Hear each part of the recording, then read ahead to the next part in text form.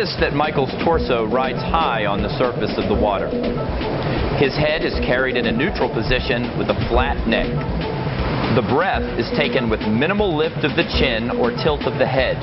This allows him to maintain a proper aquatic body line, which features a high hip position to minimize frontal resistance.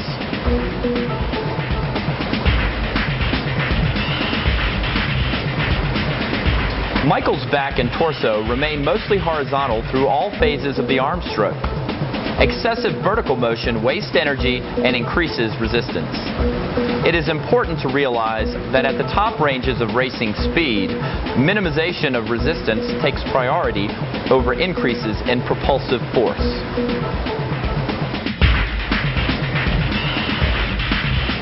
Michael's arms move forward with elbows nearly straight and low over the water. He uses the action of the recovery to create forward momentum. Note the careful, soft entry of his hands into the water. They carry little air underwater, and they enter without upsetting the oncoming flow of water, which is created as the body is propelled forward. Michael transitions into the outsweep with minimal loss of velocity and quickly employs a high elbow catch position. His hands accelerate under his torso and sweep out just below his hips. Of special importance is the manner in which Michael releases the water prior to full extension of the elbows. By releasing the water at this point, Michael's hands can cleanly exit the water and get into the above water phase with little loss of velocity.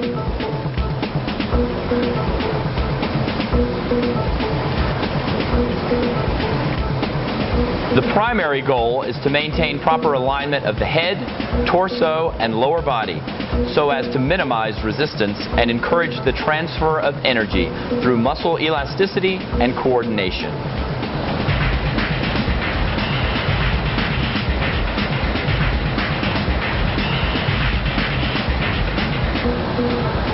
Notice that Michael's powerful kick remains in the shadow of his body and doesn't reach so far below his body line as to create resistance. His feet pulse rhythmically and appear to hold water with remarkable effectiveness. They provide a point of balance and timing, which are the heartbeat of Michael Phelps' racing stroke.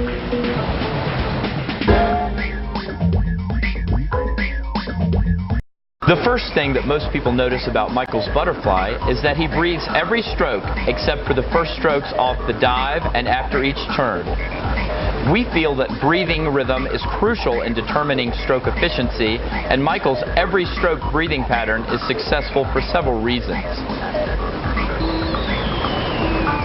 First, even though Michael takes his breath low to the water with minimal chin lift, his head does rise slightly while taking each breath. This small adjustment gives him more leverage to keep his extremely long torso in a proper posture. When he takes a non-breathing stroke, his hips tend to sink, and he has to climb even higher on the next breathing stroke. Secondly, his rhythmic breathing allows for steady airflow and makes each stroke cycle identical, allowing for a more efficient action and less wasted motion. Michael takes his breath at the end of the arm stroke just before the hands exit the water. I like for Michael to remember that the head leads the hands. The head emerges for the breath before the hands exit the water, and the head submerges prior to the hand entry after the overwater phase. A common mistake made by swimmers is to hold the head up too long during the breath. This flaw destroys horizontal body position and upsets the timing of the arm stroke and the body dolphin. We often refer to the butterfly kick as the body dolphin to emphasize that the rhythmic action of the legs and feet find its origin in the body core. Kicking involves the torso as well as the legs and feet. Effective dolphin kicking is done with relaxed ankles, which hold the water and provide a point of balance and leverage for the swimmer. A continuous kicking action must be maintained so that the body remains correctly positioned on the surface of the water with hips near the surface.